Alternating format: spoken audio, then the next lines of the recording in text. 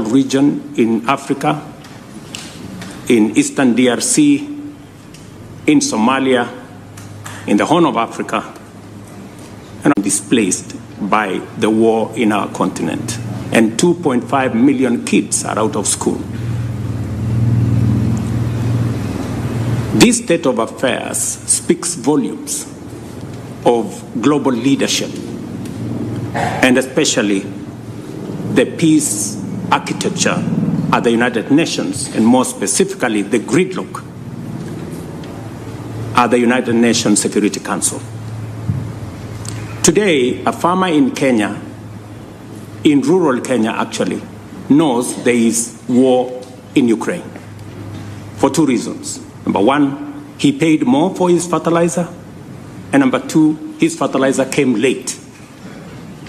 This peace summit is a historic step in the right direction. For the first time, we have convened to talk about peace in Ukraine and not war in Ukraine. Secondly, a commitment to peace makes certain fundamental concessions inevitable. This summit should not be a meeting of just friends. This should be a meeting of both friends and foe. To succeed in this positive trajectory, Russia must be on the table. The Archbishop of the Catholic Church Diocese in Nyeri County, Anthony Muheria, has criticized the government regarding the finance bill, saying it puts undue pressure on Kenyans. Speaking after a Sunday service, Bishop Muheria called on members of parliament to play their role of representing their constituents on the floor of the House by rejecting the bill. Muheria says the government was disregarding the cries of the people, needed to be stopped. The disdain and disregard to the opinions that have been given, we need to reflect back. Our government, our leaders at all levels must listen to what the Kenyans have said. It cannot be the bulldoze ideas on us. Bulldozing because they think it is the right thing is not the way to go. There must be a better way to reach the same goals that they wish. Government, people, church, all of us have the same objective: welfare of our country.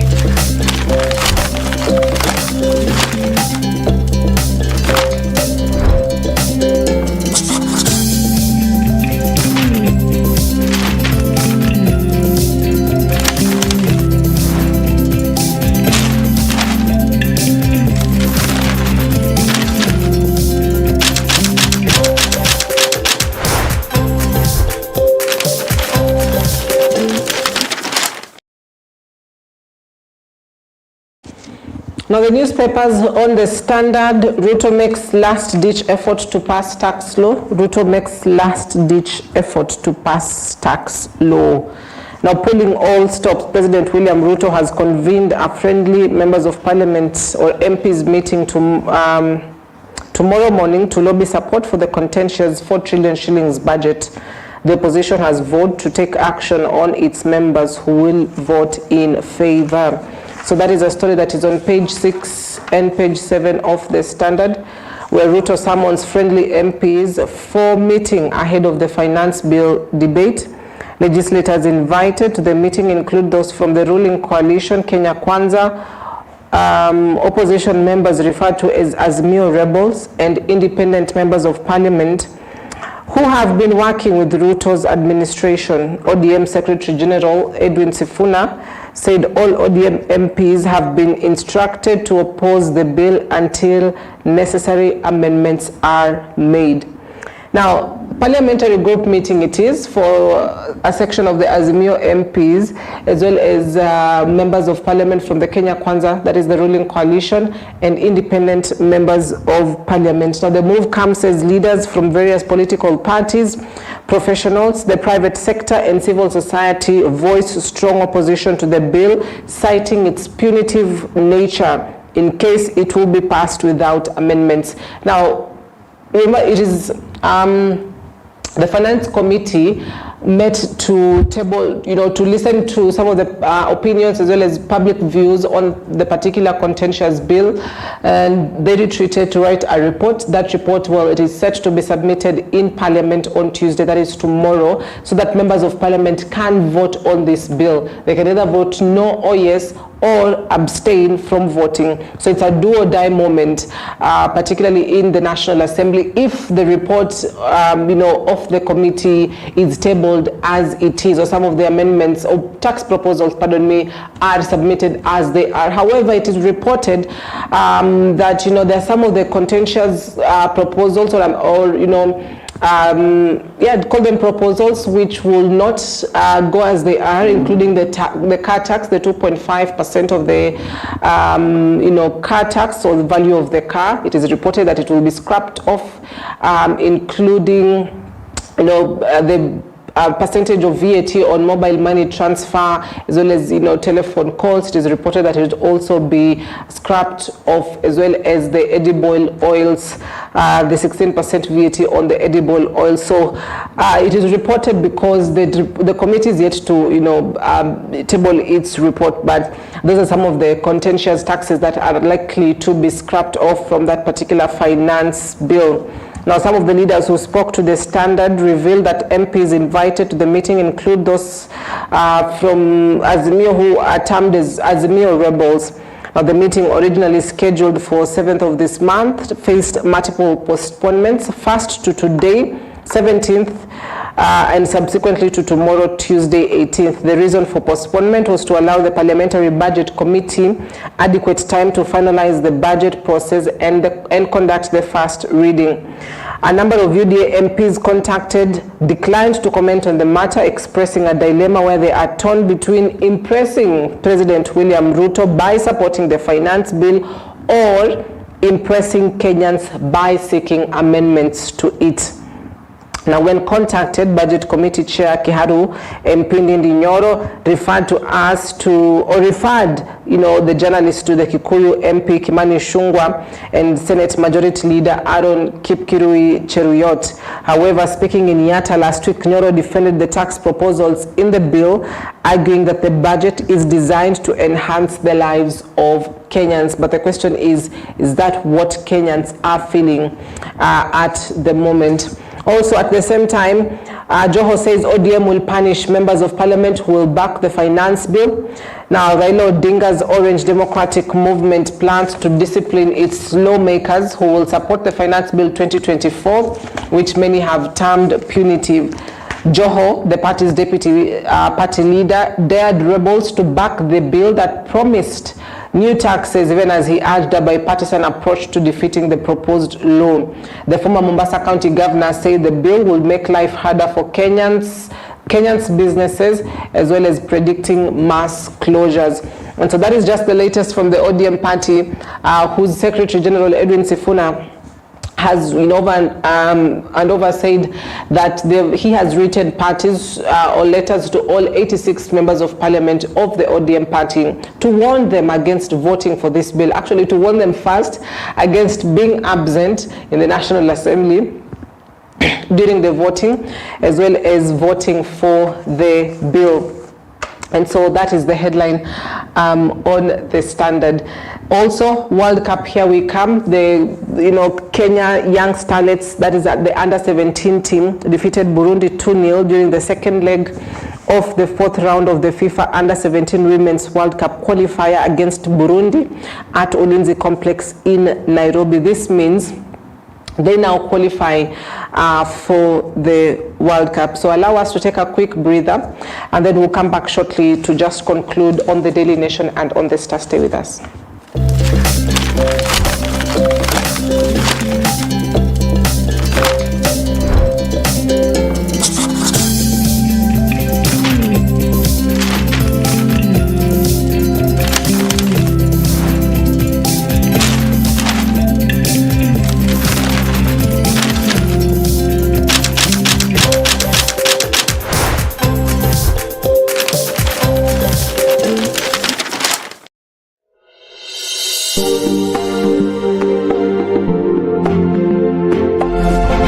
You are watching EBN TV, transforming your world.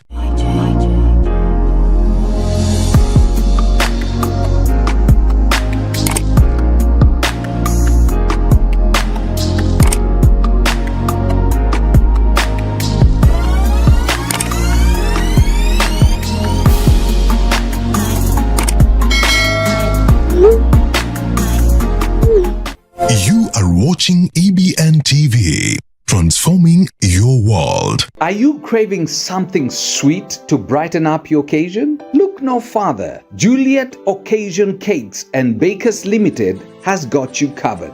Discover a world of delectable treats that will satisfy all your needs. We take pride in our from-the-scratch recipe and time-honored baking techniques passed down through generation. Indulge in the sweetness of life with our delectable occasion cakes, from elegant multi-tiered wedding cakes adorned with lifelike sugar flowers and delicate piping, to whimsical kids' birthday cakes in the shape of their liking. Our handcrafted creations will make every moment memorable. Birthday cakes, corporate cakes, graduation cakes, wedding cakes, baby shower cakes, holiday cakes, bridal shower cakes. For orders, you can call or WhatsApp us on 0725 038 177. Juliet Occasion Cakes and Bakers Limited, aspiring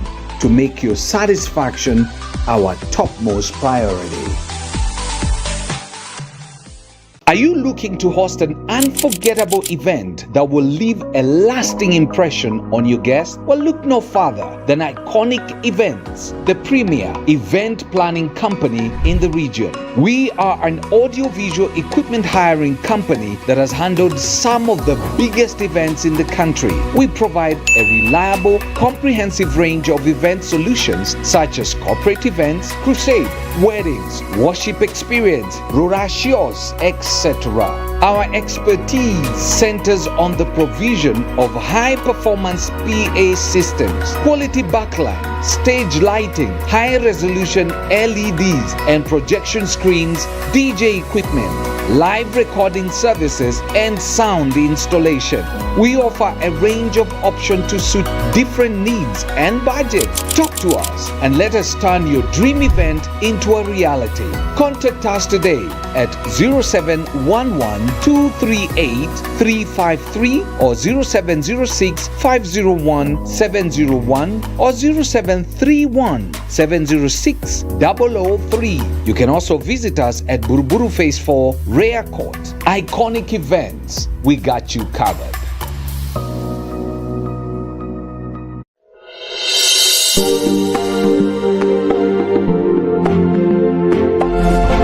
You are watching EBN TV, transforming your world.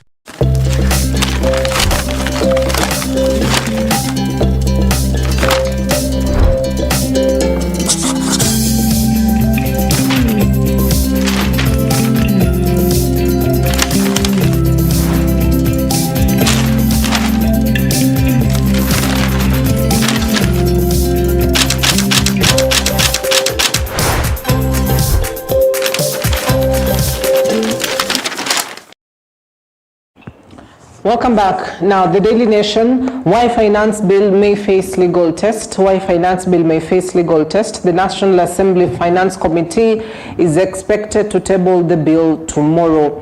Constitutional or not, the National Assembly will this week debate and vote on the bill, despite questions emerging over its constitutionality.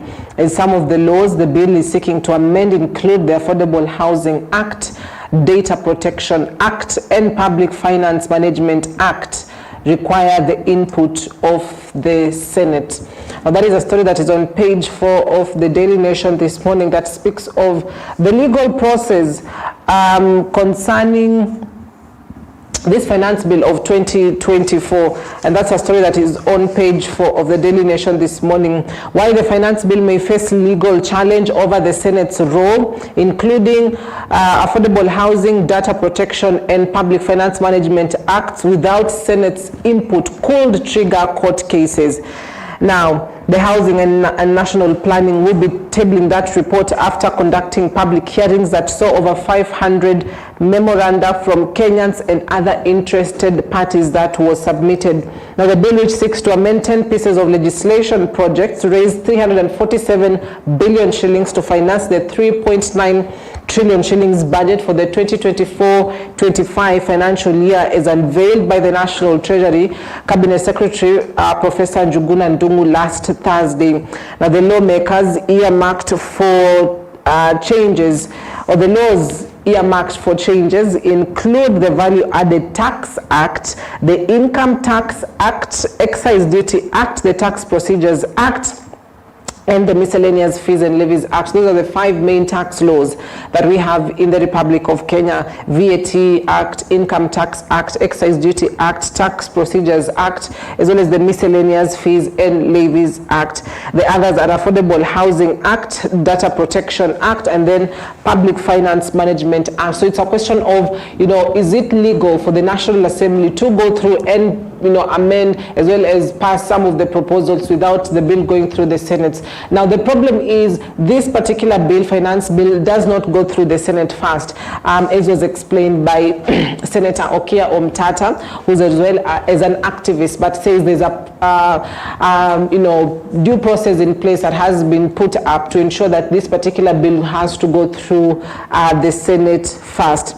Now, the proposed imposition of the motor vehicle circulation tax at the rate of 2.5% of the car value via an amendment to Section 12 of the Income Tax Act has also been included in the bill, despite concerns that it is a county government function. So, legal or not, it's a big question on will this particular bill go through the courts. Now, we saw in the bill 2023 that went to the court concerning especially the Affordable Housing Act, but which of course the court later ruled in favor of the proposal that was in the budget, or at least in the finance bill. So it's a question also as well of will some of these amendments, or at least some of these acts which yet to be decided upon, amended or not, depending on how the finance committee will table the bill, or whether it may face fresh legal test. Also, top of the, sorry, I'm used to doing that. Top of the page as well is the Eid other celebrations. As you know, the Muslim community is celebrating that today as well. So it's a public holiday, and that is why you're seeing a lot of people not heading to work today. Also, judges and magistrates stats go slow over shooting the shooting and death of Chief Magistrate Monica Kivuti, as the wheels of justice will grind to a halt this week after judges, magistrates, and kadis announced they will not work from Wednesday to Friday to protest poor working conditions. The announcement came just hours after the CJ Martha Koome announced that the courts will be closed tomorrow to mourn Principal Magistrate Monica Kivuti. And so that is as well the latest on the corridors of court. Grand confusion in political landscape. Confusion has hit the country's political scene as President William Ruto's administration faces growing defiance from within and without. Deputy President Rigathi Gachagua is leading one wing from within, while in the opposition, Azimio leader Raila Odinga continues to blow hot and cold despite receiving state support for his AU job bid. So that will be part of the basis of the conversation this morning as well. The two political sides that have come out within the UDA party, actually tough wars within the UDA party, as you know, the confusion lingers over, what is happening over the one man, one vote, 1 shilling campaign, as well as, some of the leaders within the other side, that is President William Ruto's side, have come out bashing against Deputy President Rigathi Gachagua, and will particularly speak on what Cabinet Secretary for Public Service Moses Kuria as well has been, sort of hinting at a possible impeachment, but that is a conversation that we'll have in just a bit. So stay with us. We'll be right back with that conversation. Our SMS feedback line is open to 23059. Talk to us across our social media platforms on EBN TV, where we are live. So we'll be opinions and hearings have been done concerning the Finance Bill 2024 from stakeholders, from experts, analysts, even the common mwananchi, the ordinary Kenyans.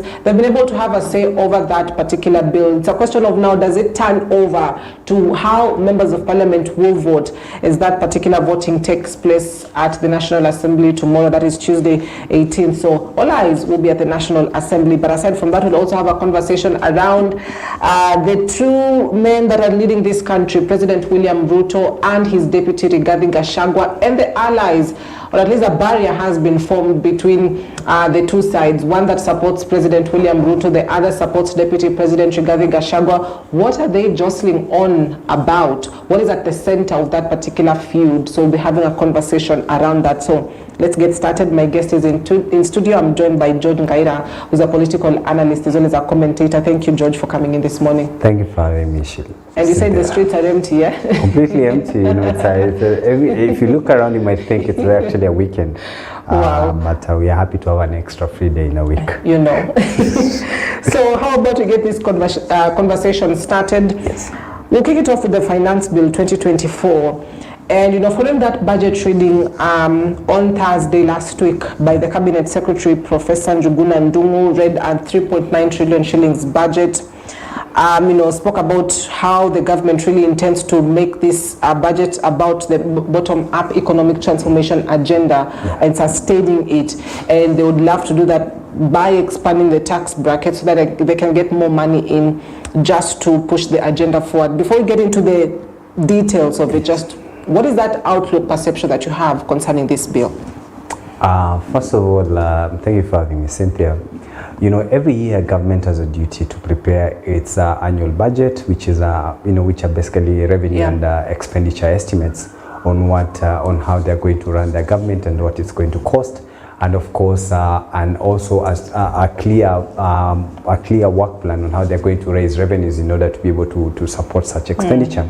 So it's not a new phenomenon. The government has been doing the same thing since independence, since we got independence 60 years ago. Every year we have the Minister of Finance preparing a budget estimate on how the government is going to operate the next financial year.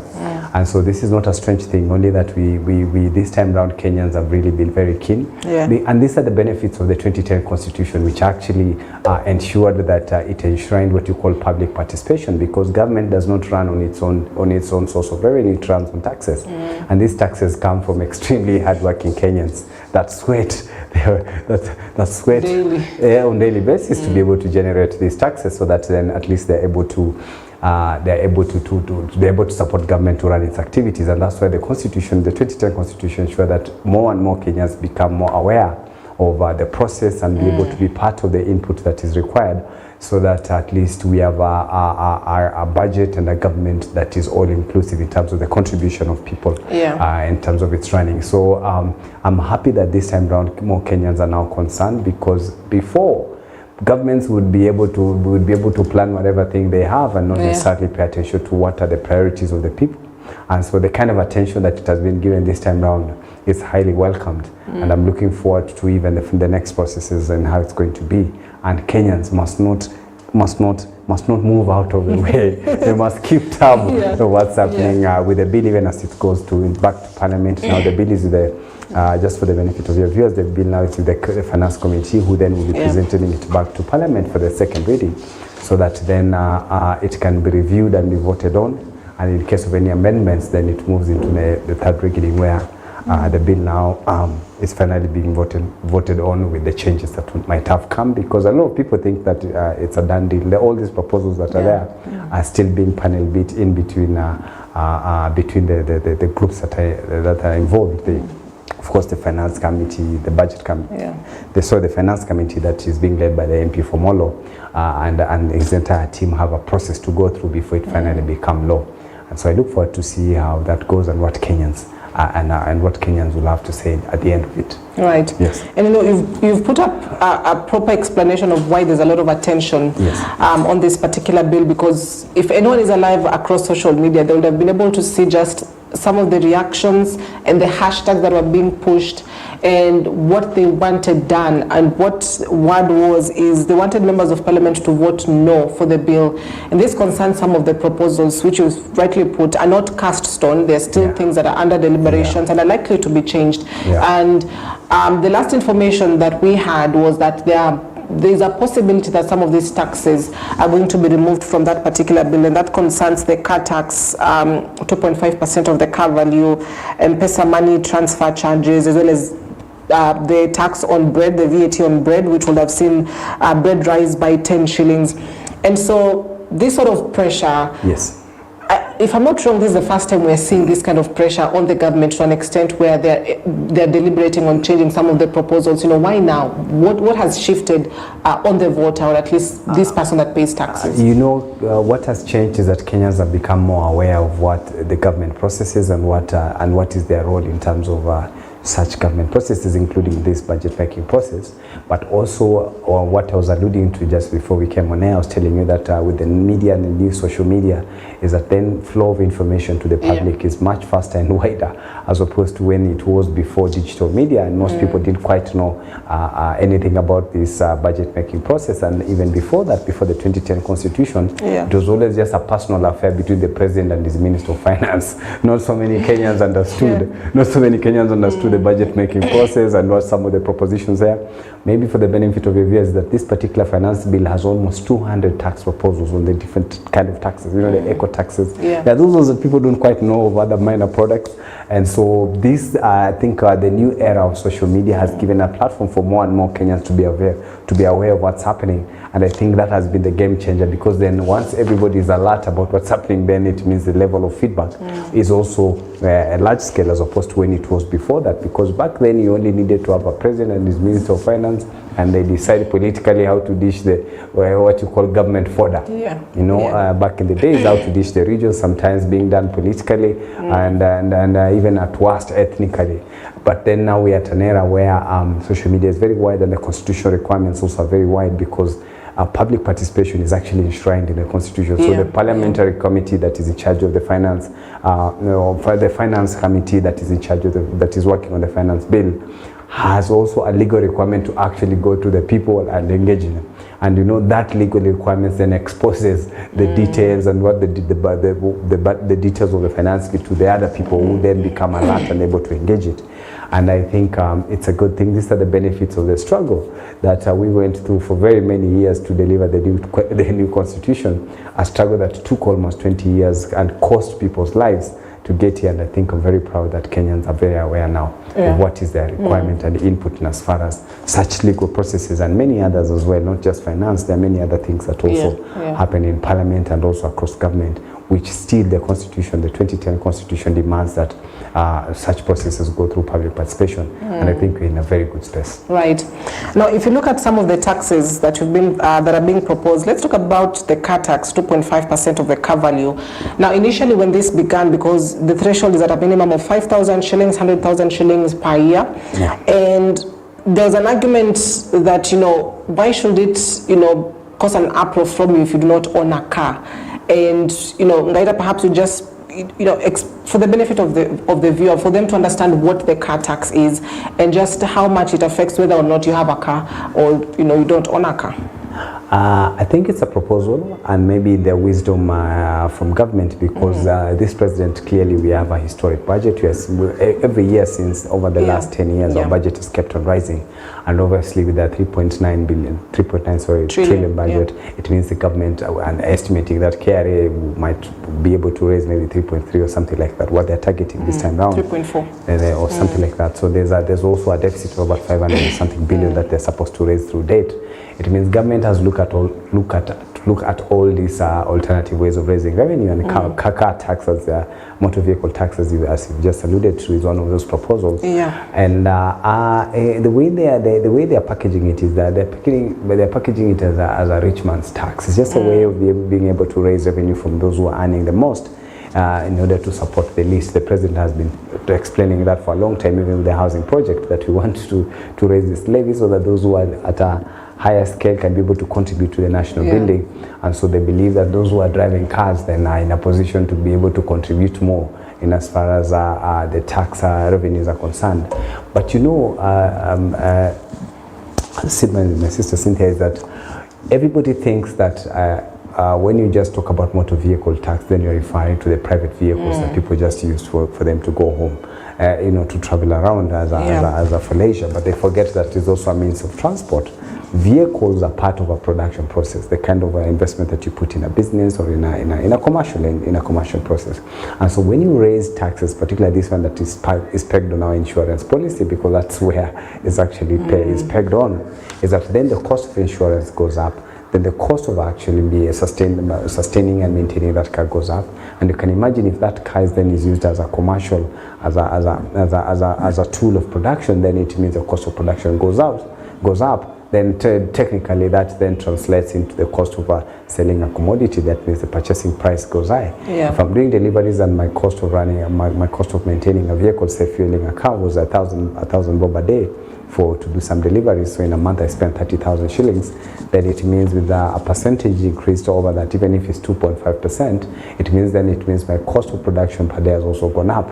And like any other businessman, businesses are never taxed. They pass the taxes to the consumers. So even if today you add 100% tax or whatever tax provision that you have, then just be aware that the same will pass to the consumers, and in the end the final person who actually suffers is the consumer. So just to answer to your question, they are saying how does it then affect the local person, is that the end product that is that in the event that we're talking of commercial vehicles that are used in productive and it's commercial vehicles that are used as factors of production, then at some point that is going to translate into an extra cost to the consumer, whether it's a delivery of goods or delivery of services, or you're just a passenger trying to find your way into town. Then we are looking forward to the cost of that your transport to wherever you're going. It's going to go up, because businesses, that's what they do, they pass taxes to the others. Actually, business are just engines of government who have to collect taxes, and so unfortunately then the end consumer is the person who becomes the most affected. Right. Yes. And listening into the Deputy Commissioner for KRA, it was a bit hard for him to try and explain that because there's a question on doesn't the car tax now that mean it's double taxation or even triple taxation, because there's a value of importing the car, there's a tax on it. When you fuel your car, there's a road maintenance levy that you're paying for insurance, there's a bit of tax in it as well, and now the car tax. But expanding the tax bracket, yes, but at what cost? Because they say they're trying to get 300 billion shillings more in comparison to what they got last year, but it's a question of at what cost. And that has been the debate even with the housing levy, because of how it has been being structured. Because at one point, for those who are working and they have a salary with that's deductible, they meet the housing levy on their payslip. But then it can also happen that you're also a property owner, Cynthia. So you have some rental income as well that is being that you're collecting as an income, which again has a levy on it. And people are complaining about the issue of double taxation. It's one of those issues that is actually subject for legal for being legally challenged. They're just waiting for the bill, because going out to court is like you're the bill has to pass, let it below, so that then you go to court. I am very sure, Cynthia, if we're able to get to a level, to a situation where the bill, this finance bill passes as it is, and then it goes all the way to the president, and finally the president has sent it into law, then it becomes now challengeable. Those are some of the things that are going to be challenged. And so the debate has been when you bring in a car and you're paying all these taxes, import duty, excess duty, and all these other charges that you're levied before you finally get to use the vehicle, and then you still impose the motor vehicle tax. It clearly, when you look at it, it looks like it's a double taxation, and that's why that KRA guide could not explain. They could not explain to Kenyans why, because even him, I truly believes he knows where the gaps are, but unfortunately, it's a political process, and he's just a political appointee, so he has less political capital to answer that. And it's up to Kenyans then to be able to keep track of this government. I always say that Kenyans must keep track of this government or any other rogue government. Because it's a constitutional requirement, Cynthia. A lot of people think that it's only members of parliament who are actually supposed to checkmate government, but actually it's the taxpayers, because Cynthia, it's your tax here, you earn your salary and then it's deductible, is what goes into running the affairs of this country. You must be concerned, any Kenyan. Most people think that the only taxes we pay, Cynthia, is the pay as you earn, but they forget that when you go to the shop to buy bread, there's some VAT tax that is charged on the product. And many other areas. So actually all of us pay taxes, including our own kids. If you're a mom and you have a small kid and they ask you for 10 shillings to go buy a sweet, you must know that small sweet, which is butterscotch, it has some tax on it. So legally it's considered as a gift, but once your daughter or your child or your son earns that gift, now it's an income to him. So when he goes and spends, he's also a taxpayer. So all Kenyans pay taxes, and they must be very vigilant with this government, and particularly this government, because of their obsession with tax. so that they're able to keep track of what's happening. Yeah. And as far as double taxation is concerned, which is the question you've asked, we look forward to. I am almost certain that it's going to be challenged legally, because that's a case of double taxation. Right. Now let's speak about Kenya as an investment hub, as we'd like to put it, but it doesn't feel like our environment in terms of, the tax environment really allows for businesses to flourish in Kenya, because if you look at what is being proposed is a digital service tax, especially, what we call SEP, significant economic presence of 6%, which has risen from 1.5%. And so the digital tax has been transformed to a withholding tax, which will apply to both residents and non-residents, and also talk about the introduction on tax on advertising on internet and social media. Now, some of the companies that do come to Kenya to invest in Kenya tend to use social media to advertise themselves out there in the country. But there's an introduction of a tax on digital advertising. Then you also have a digital service tax. Basically, if you're a company in Kenya and you use the digital space like Uber and Bolt, then you're likely to also incur the 6% tax as well, from 1.5%. I mean, our president is working so hard, going out of the country, meeting investors and, wooing them to Kenya. But on the other hand, when they get to Kenya, it sounds like a different, scenario. Yeah. And that's the tragedy that we're in now. Because, Cynthia, the world over, right? World over, they say, for you to have a strong economy, you must have a very strong manufacturing sector. And for you to have a strong manufacturing sectors, the cost of production are very key. The incentives that you need as a business to be able, first of all, to be able to set up, it must be quick and fast. So when you come in as a business person, whether you're a local business person or an international business person, is that then you must be able to set in very quickly fast, and then look at other cost of production, which include now power and the cost of power and fuel and things like that. And so when you have a sector that is extremely strained with taxes, and it becomes unprofitable to be able to sustain that, then you end up with a situation that we are actually facing now. Cynthia, companies that have left this country, Colgate Palmolive, left the country. We have the likes of Cadbury, the likes of Reckitt Benckiser, the ones who produce products like Dettol. They've all left because they're saying the cost of production here is extremely high, and have resorted to a distribution model. So they go and produce in another country and then still bring back the products here. And technically that means taking away our jobs, because then it means the actual part of where you create jobs is in the production part, is where you get to employ so many people. Distribution, you don't really need a lot of people to be able to distribute products after they've already been manufactured.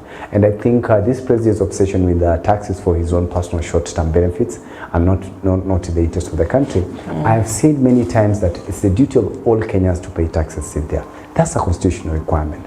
But you need to get to a point where we ask ourselves, how much is enough? How much is enough in terms of taxation, so that you do not have a situation where then you have a strained production sector that then is not be able to produce enough, or they're able to ship out the way you are alluding to companies that have left. Then it means then we have less people working. Then it means KRA collects very, very few in terms of payers one, and also other taxes that come with it, because after payers you want then your VAT and excess duty that are charged on other products. If you have a shrinking manufacturing sector, and with these other service sectors as well, because manufacturing is the key driver in most economies. That's why state countries that are considered developed are actually, first of all, they have to industrialize. It reminds me of back in the days in our humble town of Webuye. And there's those days when you used to have pan paper, and you had an industry that had employed 5,000-10,000 people. And Cynthia, if you're working in a company and you say a company like now the way pan paper was, that had like 10,000 employees, and they're working there, you're earning 30,000 shillings. Then from there you go somewhere to eat lunch, and then you have to go somewhere there to go make your hair. Your money circulates among so many people. So when you look at the ripple effect of the number of people that actually just depend on that particular enterprise, you realize that for you a strong service sector is also dependent on how strong the manufacturing sector is, because the hospital guy who's in the health sector, the hotel guy who's in the hospitality sector, are all banking on what is generated from those who are working in that particular sector. So manufacturing is very critical, and it's very unfortunate that we have a situation where the president has not been very tactical in as far as raising the tax revenues are concerned. What I had agreed before is that Kenya, as a people, we have about 30 million adults in there across the country. Out of the 52 million, 53 million Kenyans, 30 million of us are almost 18. And KRA has only 3 million people on his portal who are paying taxes. That means it's just 10% of Kenyan adults who are paying taxes. Now, That's 10%. So there's another 90% then who are just around. We can give it a margin of 50% and say maybe, because of unemployment and just like that. So not all of them might be productive. But even if we were to say half of those who are not paying are engaged in something productive, which is what you call an informal sector. When I checked the last time, the Kenya Association of Manufacturers had a report saying they have we have about 3 million Kenyans who are in formal employment, and then we have another 16 million Kenyans who are in what you call informal employment. They are working and they are earning solid money, but they are not within what you call the money economy, the way Museveni was saying. These are people who are working. He's a butcher, he sells meat every day, he makes 1,000 shillings, maybe 2,000 shillings, that's 60,000 shillings. That is way above the minimum wage by government standards, but he's nowhere in the tax bracket, he's not paying anything. So maybe the most ideal part was to try and as much as possible to increase the number of people who are paying their taxes, as opposed to increasing taxes for the few who are already struggling to pay the taxes that we have. And I think KRA had shown interest, has shown as part of its strategy interest to be able to cover as many people as possible. That's why they were restructuring and they were recruiting more, what they're calling the KRS, the Kenya Revenue Servicemen or something like that, who are supposed to be part of the team, part of a capacity building plan for KRA to be able to collect more taxes from a wider area. And I think the president ought to have stuck to that, because if you can imagine, Cynthia, if 10% of the 30 million adults are giving us, say, 2 trillion, if we were to just get another 10% or 30 or another 10 or 20% to add their taxes, it means we're able to triple almost our taxes, and they will be collecting almost 6 trillion shillings. I believe it's possible to hit that target, but it's just that the president then he realizes that maybe that might have a huge political consequences, because there are people who are illegally happy not paying taxes. And so the president knows the legal consequences of that. And that's why I asked somebody the other day when with this thing we're calling Hustler Fund that the president had. And I asked him, how do we, because the president, I was just looking at the Hustler Fund report, and they were saying X number of people have borrowed the money, and then X number of people have not paid. So we're looking at how do we make the president to come up with a system to be able to net those who have not paid the Hustler Fund. And the guy told me that was a political product. the president might not be very willing to be able to go back to the people and force them to pay back the money, because it has political consequences. I think that's what even the president is shying from, and as far as that tax strategy is concerned, because it would have been wise not to increase more taxes on those who are already paying, but to focus on increasing as many people as possible to pay their equal share of taxes, because we all share the roads, we all share these good roads that we have, we all share all these lights that we need, and the other services that come from government. I think it's only fair those who are not paying anything, at least those who are working and those who are doing business, Cynthia, it's unavoidable, because you have to pay all these taxes everywhere we go. But those who are doing it and not paying even a shilling, we should try and get as many as possible, most of them into the tax bracket, so that we're able to do something productive. I think the president tactically has failed. He means well in terms of the intention, because I truly believe every Kenyan must pay taxes. Maybe just that his tact is not the right one at this particular time. Right. Yes. Now, let's talk about the legislative process, but just to bring up to speed the viewers on some of the taxes that are being proposed. It's not cast stone yet. There's a committee, the finance committee led by Kuria Kimani, who are, debating over the bill, or at least, have gone to a retreat to just take a look at some of the proposals, what more can be done, what should be amended before they table that particular report at the floor of the National Assembly. But there's a VAT on bread, which will see bread rise with about 10 shillings. M-Pesa and money transfer charges, that's between 10 to 20% rise. There's also tax on alcohol, particularly whiskey and vodka. There's a car tax, 2.5% of the car value. Betting and gaming lottery stakes, that will see 15 to 20% rise, as well as a 16% rise on credit and debit cards, that's on forex transactions and processing checks. Now, edible oils, 25% excise duty, plastic package, 10%. Then there's an introduction of tax on advertising on internet and social media, as well as import declaration fees to be increased to 3%, and the digital service tax. So there are a couple of proposals actually that are on that controversial finance bill 2024. Now, the legislative process, members of parliament will play a crucial role in terms of just where this bill will be at the end of the day, whether it will be a law which will be signed into law by President William Ruto or not yet, because they will be either voting yes or no on this particular bill come Tuesday, which is tomorrow, 18th of June 2024, or as we would love to see some of them abstaining. So there's no faith, public faith on the legislative process at all, and that is why there will be actually demonstration that will be just outside Parliament. That is tomorrow. To pile pressure on members of Parliament to vote no on the bill. There's no public faith at all on this particular bill, Ngaira. As usual, you know, have they failed the Kenyans and the MPs?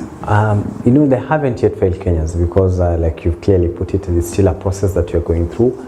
The bill is when it's going to its second reading, and the committee, the finance bill, will come with recommendations. And actually, I have had rumors that some of the recommendations that they're actually going to give to this bill tomorrow is that they're going to exclude some of those controversial tax proposals that Kenyans have openly and loudly rejected. And so, because it's still a process, is that we still have some little faith in them, because that is actually, you know, it's a legal process, and you know, I wish we could decide this bill at Uhuru Park, where they just call of us and we decide. So that we're able to deal with this situation. But you see, legally, the Kenya is a constitutional state, and the mandate to be able to debate on this bill, we've actually passed it to our members of Parliament, and it's a process, and these are just proposals, because in an open democratic space, Cynthia, everybody comes as lazy. You pour your heart on the table, coming from wherever you are coming, because that's what they say about democracy. You know, everybody has a right of opinion, and so the government and those who are working at Treasury in as far as raising their revenue, they're saying some of these amendments that they're putting in this new finance bill is to be able to fund the deficit that the expected budget deficit by government, and that's why they have introduced this new tax proposal to be able to net in almost 347 billion shillings additional as part of that deficit gap. Filling up. So for them, it's in their wisdom, they looked around and said these are the areas that indeed we can raise revenues, and some of them are justifiable. You know, Cynthia, there are people online who are actually making 1 million shillings a month. There are people online who are making millions of shillings a month. I know people that are doing influencing, and anytime they get a gig, they're doing 100, 200,000. So they get 2-3 jobs in a month. In 2-3 jobs in a month, they're almost making 1 million shillings, and they are nowhere in the tax bracket. They're not paying anywhere any taxes, and so the digital tax is a fair tax. It's just that I think the way this president has been running government is that he's not be able to structure his communication team, because then it looks like it's overbearing. But the Kenyan government and the Kenyan law and the Public Finance Management Act, which then gives the minimum wage, what you call a minimum wage bill, where the amount that is considered as a taxable income for any Kenyan that is working is 15,000 shillings. Surely, if you're making 1 million shillings from advertising online, it makes sense that you just pay your fair share of taxes, and that's quite a lot of taxes. And online, I was sharing with you just before you came on, I was telling you that I've checked some people online. Some of them have 2 million, 3 million followers, and I could literally sit down. I think the other day when the Kenya Film Classification Board was writing letters to some of the key people with the high numbers and telling them they had to give licenses, they must have been doing the same research like me. They were checking online and they're saying, no way, it can't be. This person, it can't be that Cynthia has 3 million followers and he's endorsing all these products and he's telling us he's not giving us even a shilling. What is there in it for us? And they said, okay, this is broadcast, you need a license before you broadcast this content. They might have rushed in the model of the approach, but they were right in their thinking, because I am sure for somebody that has done advertising for the last 15 years, and I know the value of what it means, is that indeed there are people who are making millions of shillings online, and they're in tens and tens of thousands. Because if you have 30 million Kenyans online, at least 1% of them have real following online, and their numbers could be very high. The government, if at all, is able to tap into that, it can raise an extremely significant amount of money from digital tax. The media worldwide is going digital, and that is where everybody is going. And so it only makes sense that government also focuses that particular area, because anybody that earns something, an income that is considered legally as a way above the minimum wage bill, has a duty to pay taxes, and that does not exempt those who are doing the digital tax. So I think the problem has been that it's just the way they package the information and be able to project it to most Kenyans. But some of them are very valid proposals, and we are waiting to see what happens tomorrow, because they still have a window to sort of play around with the proposals that are politically charged, and then leave those ones that are actually valid. Digital tax is one of those that I think is a valid proposal, just that, and the amount is not as much, like as opposed to say 16% VAT and all this income tax deductions that almost 30% of somebody's income. You earn 15,000 shillings, they're paying almost 7,000 shillings as taxes is not really fair. So let's see how that goes tomorrow. I think one final part on the legislative, the ODM party, led by its Secretary General, Edwin Sifuna, has been able to, for the second time I've heard him now say he's sent out letters to 86 members of parliament within ODM and has told them, come Tuesday, make sure you're in parliament. No flying abroad. You have to be in parliament, no abstaining. You have to vote no for the bill. If and when perhaps these proposals, get to parliament, and if members of parliament, with the majority vote, yes on the bill, and the other side votes no, will they have taken the blame away from themselves to the point that they say, no, we were in parliament, we voted no for the, for the bill, but here we are, the proposals, that's a doubt because we don't know how the process will go, but just to look at the step to which the ODM party has taken and has instructed the members of parliament to vote a certain direction, what does that really say? It's a political process. ODM is a political party. The members of parliament are politicians, and they are working in the interest of both their personal and also the public interest, depending on the type of politician that you are. And so for those politicians that are interested in public, those who are interested in the public, they are more concerned about the public issues, might be very concerned about this particular bill. This bill is going through a constitutional process. It's part of the process that it has to go through parliament, and parliament has to vote. And it is those who are looking at it from those who disagree with the bill are the ones whom in their hearts feel like they might let down their supporters. But those who believe, but there are those who are in government and they believe in this particular bill because they believe government must raise revenue and be able to finance some of its very ambitious programs. This president has said he's going to invest big in agriculture. He wants to invest big in manufacturing. That's why they have the industrial parks within the counties, and all these things need money. So it's a valid argument when you say that we have to think of how to raise revenue. And government then comes up with all these proposals, which are very valid proposals, because that's where they must originate from. The tax proposals must originate from Treasury. So those people are just doing their job. They're not failing Kenyans in any way. In any case, they are paid salaries to be able to do that. When you go to the Department of Economic Planning, which then it's being currently under the PS, a very infamous PS, James Mohati was a former IBC ICT director, who's now the PS for Economic Planning, from our great county of Kakamega. They're the people who are in charge. They're in charge of that particular process. Then they're doing their job. So it's a political process, and so depending on how you want to play around with it, is when then you can say that those ones who are failing others and those who are not, because they're part of this country. You go to those political people, they are saying in support of the bill. I have seen members of parliament saying that we need to raise revenue, and that's why we need to come up with all these innovative ways of raising revenue. And others have even argued, I'm sure you've seen the very infamous clip of Karen Nyamu, who is a nominated senator, and they're saying, if you don't own a car, why should it bother you? But it doesn't, obviously not translating the ripple effect of that particular statement, because then he forgets that car, maybe it's offering delivery services for somebody, and eventually the common guy will ask to pay something in the end. So not all of them are failing others.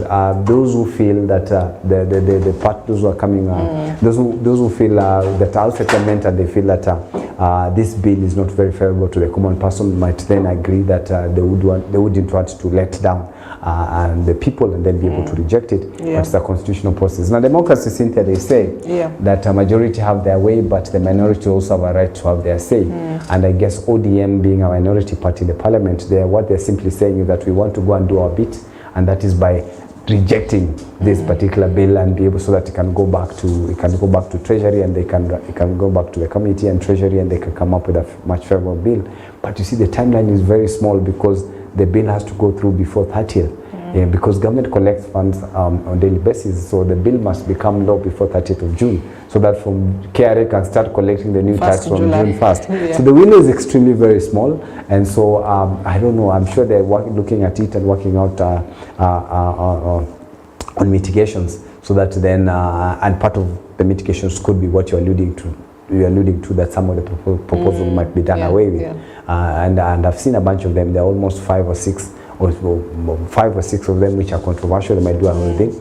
I went through the bill. I told you it has almost 200 tax proposals in extremely very different facets that an average guy on the streets might not be able to see, because there are people who are in petroleum business, there are people who are in chemical business, there are people in importation of food commodities, and each of them have different things. Just that the issues of bread and the flour and sugar sometimes are very emotive, because they are products that we use on a daily basis, and that's why at least they become controversial. So they might look at some of those proposals that are controversial and maybe do away with them tomorrow. Then and through the process when a time comes in Parliament when contributions and amendments are being done on the bill, and so that by the time it gets to the third reading, then they have a friendlier, a fairly friendlier, a friendlier bill that then doesn't have to be go back to doesn't have to be challenged or be taken back to the State Department. All right. All right, so we'll put a pause on that. On the Finance Bill 2024, as we do await upon, all eyes actually will be on the National Assembly tomorrow, as members of Parliament will be either voting yes or no, or perhaps those who will abstain on that particular bill, or at least what are some of the amendments that will be made to this bill by the Finance Committee, who have been listening into various opinions and public hearings from various stakeholders, experts, analysts, as well as the ordinary Kenyans. Now, Gaita, I won't let you go before you just have your view on the Ruto Gachagua tiff, what we are seeing in the country.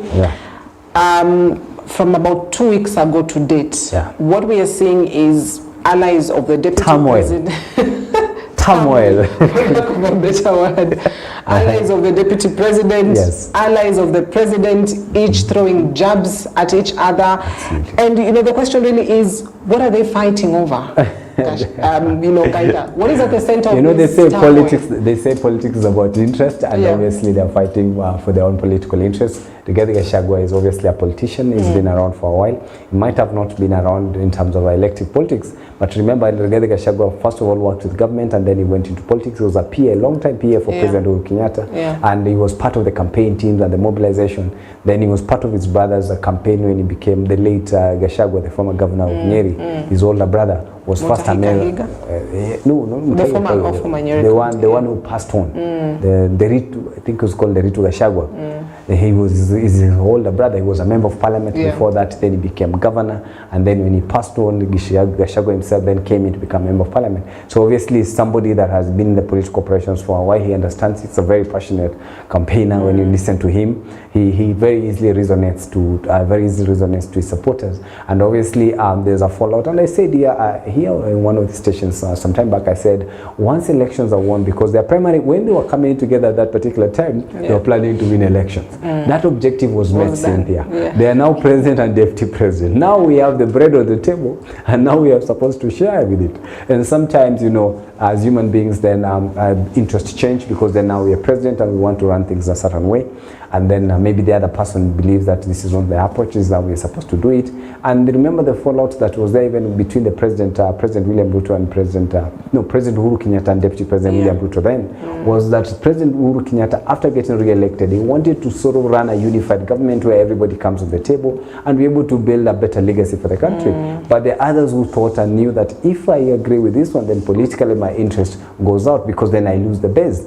If the Mount Kenya region, which was President Uhuru Kenyatta's biggest, stronghold, which was then what this president was relying on, and clearly the one that gave him the presidency, was to be nurtured and be made to be friendly for the president, and for Raila Odinga and the people that the president was supporting, the loser would have been Deputy President William Ruto. So he had to oppose it. And so Deputy President Rigathi Gachagua finds himself in a similar situation. And I was looking, and any political strategist will tell you that for the traditionalist take at a personal level is very beneficial, because there's really gaining ground. He seems to be appealing to the masses, the regular people. He might miss out on the dynasties. Now he's just framed them differently. I saw him the other day say that kama nyinyi mumeshiba, tafadhali heshimu wale kidogo. He's framing the conversation, which is really what was there about dynasty.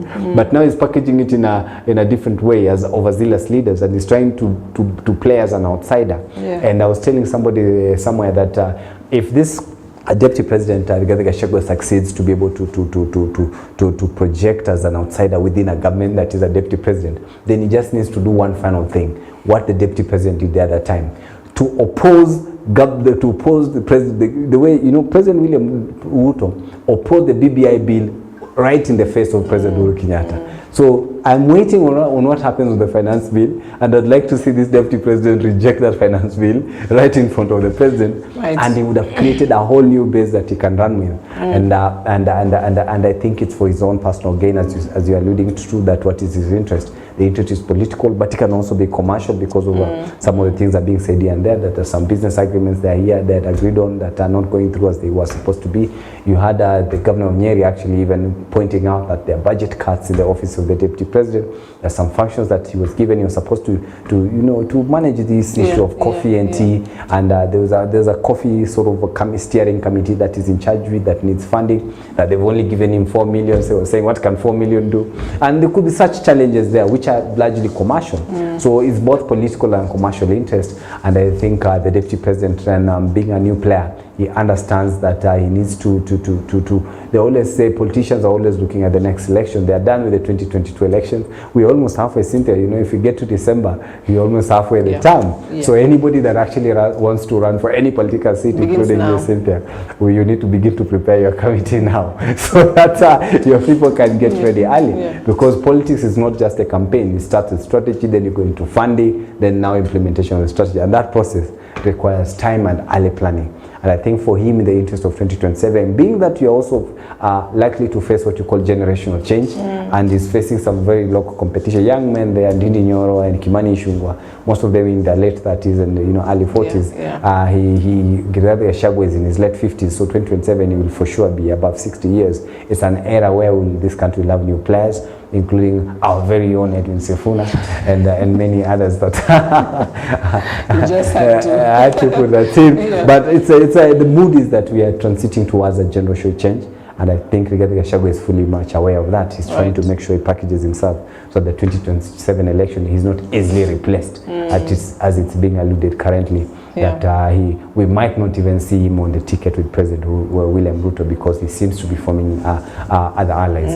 It's very critical to note that if Raila Odinga, who is the leader of opposition now, gets confirmed as the chairman of African Union, that is a major turning point in our politics, and Rigathi Gachagua is aware of it. And so that there's an indication that then there will be new players, and so there will be new type of formations, because the voting patterns might not be the same. And it hasn't been for the last 4 elections. If you look at it, in 2007, Wetangula was with PNU, and in 2013, Wetangula now joined, he was with Raila.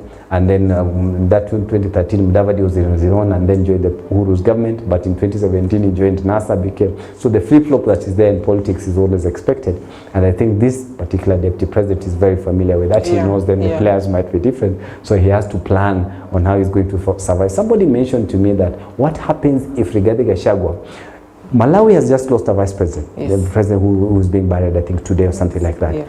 What people would not know, he was the vice president of the former president. He was the vice president of President Mutharika. And then there was a fallout.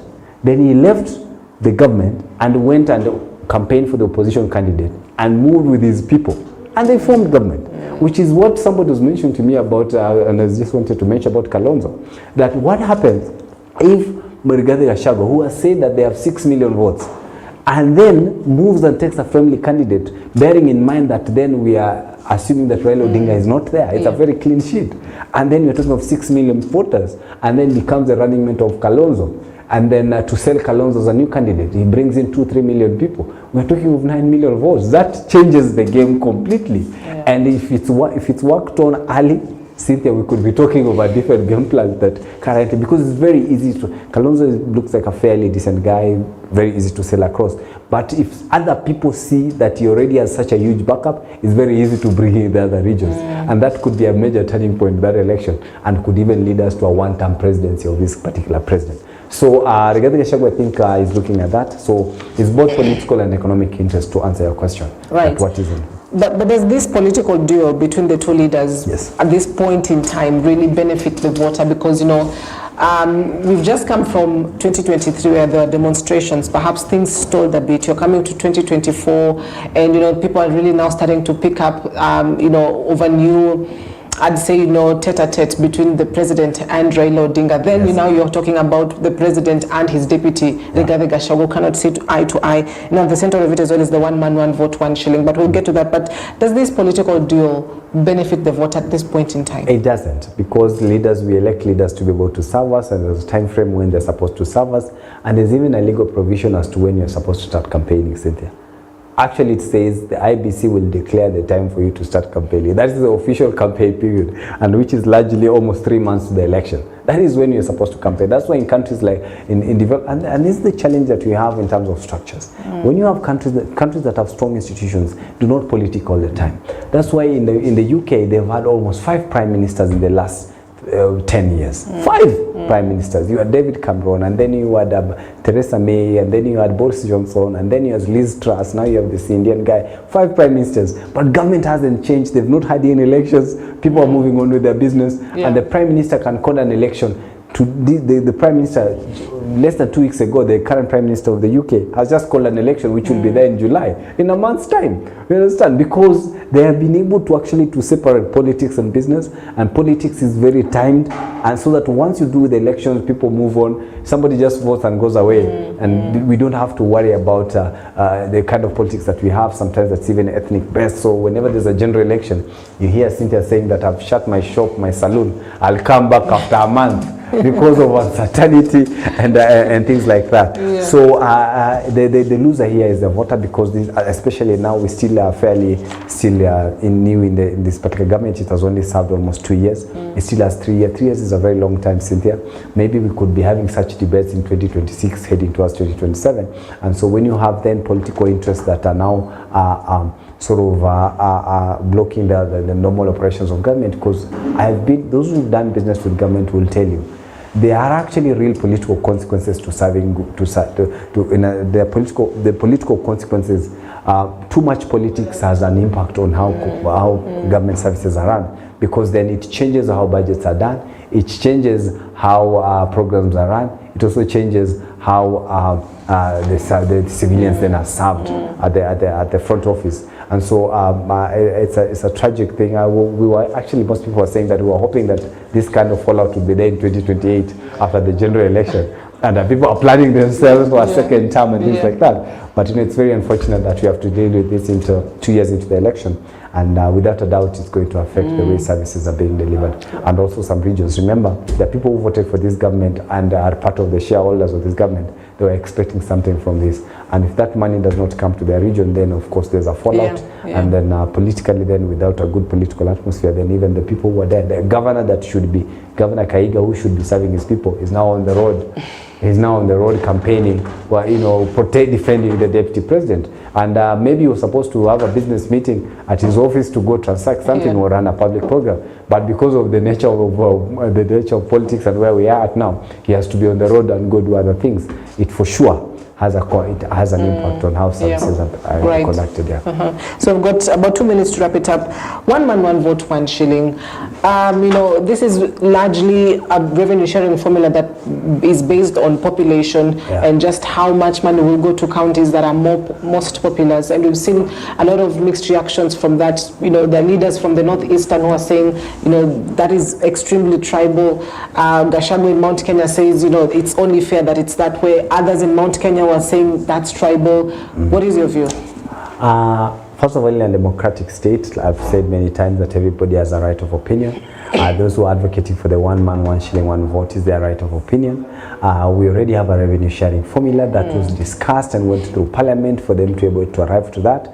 The Commission for Revenue Allocation already has a model of how it allocates its funds to the county governments and to the national government, and the percentages are very clear. They are not as wide. People think that the entire budget is allocated based on population alone. Contrary to that is that there are almost 8 other formats of how that budget is being done, so which is very insincere. Cynthia, there are areas which are currently quiet but are actually big, would actually be big beneficiaries of this one man, one thing, one shilling, one vote. In Western, that's an automatic. Kakamega County has 2.6 million people. Bungoma County has almost 2 million people. That is almost 5 million people.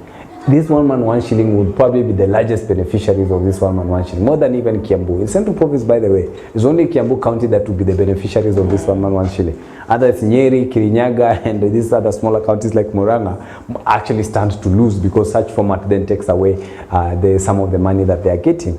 It's a political opinion. It's unfortunate. It's a good debate. Unfortunately, it has been given a political tone, and those who are actually using it are using it to just for their own political mileage, but not looking at details. And most of them have actually been using the issue of bursaries, but they forget to tell us about capitation.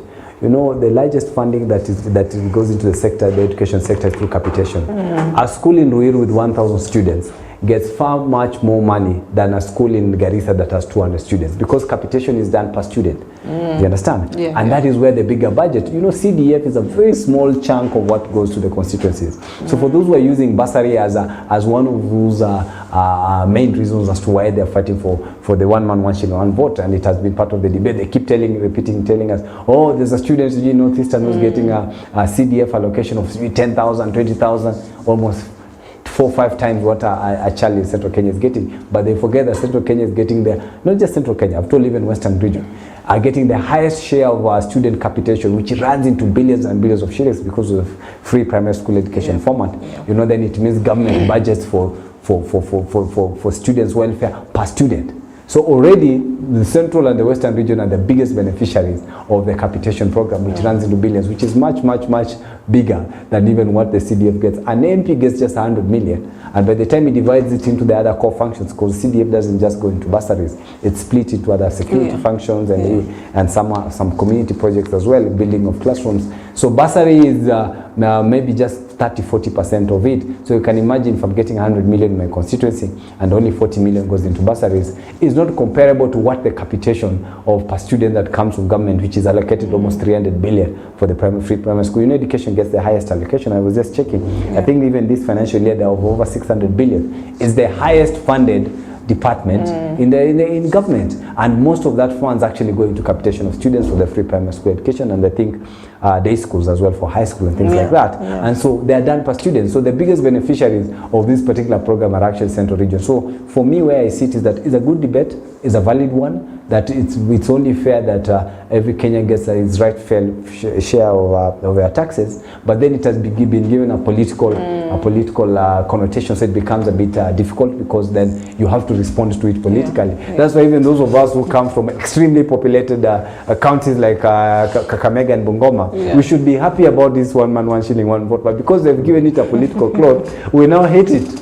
We don't want to hear anything about 1 man 1 shilling 1 vote. You can imagine, Cynthia, yet we are going to be the biggest beneficiary, because the funds are to be allocated based on numbers. Then Kakamega sits right at the top, right at the top after Nairobi, and then followed by Bungoma County. Who wouldn't want to? We would love to have these billions in our home counties there. But you see, unfortunately, the current proponents of this 1 man 1 shilling have made it political. So Kenyans haven't had time. It's just like what happened with the BBI. It had some very good proposals.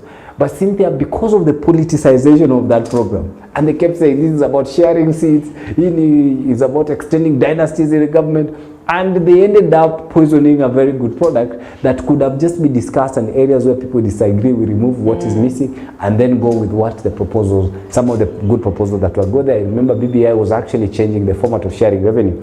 They were proposing, I think, 35% that should go to counties, and then there's a last sentence in that sharing formula that people miss out. The last audited budget. You see, in this particular financial year, they've allocated, I think, 400 billion shillings are supposed to go to counties, which they're saying is 25% of the last audited budget. So they're working with the 2020-2021 budget, which is almost, like 3 years back? So it means, had we looked at what KRA collected in this particular year, then 25% would probably be 500 billion, almost 600 billion shillings. And so the BBI was saying that we change in the constitutional requirement, we say 35% of last year's revenue. You understand? Which could have meant more money to the counties. And that was a plus for everybody that wants to see funds go to the rural areas. But you see, the politicization of that particular process then led us to the BBI losing the political goodwill, and of course the technical knockout that it now met in courts. And it was a technical knockout in courts, because, you know, President William Ruto didn't quite stop BBI. It's the courts that actually legally said that this process is not valid, and then they disqualified it. And that was a technical lockout. Otherwise, we would have gone to a referendum for it. So the 1 man, 1 shilling vote is a good proposal. Those who are proposing it have a right of opinion. They have a right to propose it, but it's just unfortunate they've given it a very political tone. And so even areas that actually would naturally support this, I believe areas like Western Region, and I've had some people, I've seen several members of parliament, some of them who are my friends, actually believe that, and they're right, because they come from counties with large numbers. They're saying this thing is actually profitable to us, because then it means more funds to us. But then politically it doesn't make sense, because then it means us agreeing with the Rigathi Gachagua, something that we've refused to. We have completely refused to agree with Rigathi Gachagua politically. So unfortunately then it means the victim becomes a very good proposal that would very easily benefit our people. Right. Thank you very much for that extensive analysis of some of these issues that we've highlighted this morning. George Ngaida, who's a political analyst and commentator, I'm starting to think I should say from the great county of, of Kakamega. So thank you so much for coming in this morning to shed more light on these two issues concerning the Finance Bill 2024, as well as the Ruto Gachagua Tifu. These are things that keep on changing day in, day out. So we'll still keep tabs on